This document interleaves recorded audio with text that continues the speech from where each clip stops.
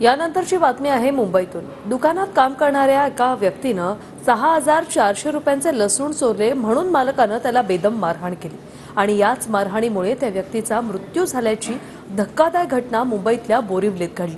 पाहूया एक रिपोर्ट।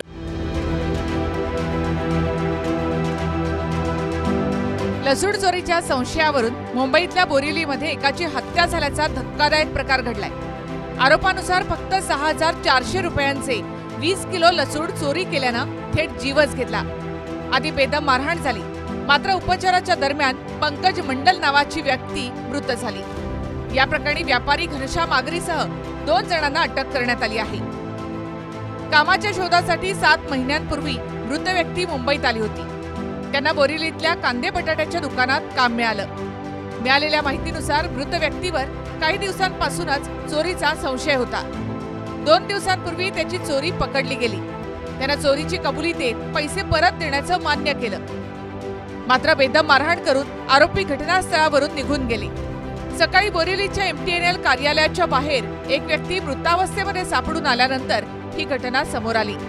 चोरी समर्थनीय नाहीच, मात्र काही हजार रुपयांसाठी व्यक्तीला पोलिसांच्या हवाली न करता जीव जाईपर्यंत मारहाण झाल्यानं परिसरामध्ये खळबळ माजली। लसणाच्या बाबतीत बोलायचं झालं तर आवक घटल्यानं एकाच आठवड्यात लसणाचे भाव दुप्पट झाले। गेल्या आठवड्यामध्ये चांगल्या दर्जाच्या लसूणाचे भाव हे 200 रुपये प्रति किलो होते।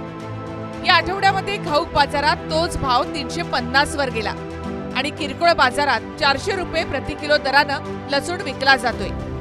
गेल्या वर्षी उत्पादन वाढीमुळे याच लसणाचा भाव 50 ते 60 रुपयांवर आला होता, पण यंदाचा भाव आजवरचा सर्वाधिक भाव असल्याचं बोललं जातंय। तुर्तास लसणाच्या चोरीच्या आरोपात जीव जाईपर्यंत बेदम मारहाण केल्यानं दुकानदाराला कलम 302 नुसार अटक करण्यात आली आहे। गोविंद ठाकूर, TV9 मराठी, बोरिवली, मुंबई।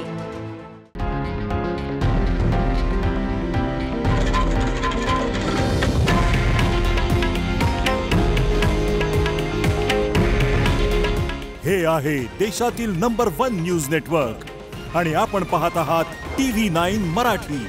काळजी तुमची, हित महाराष्ट्राचं।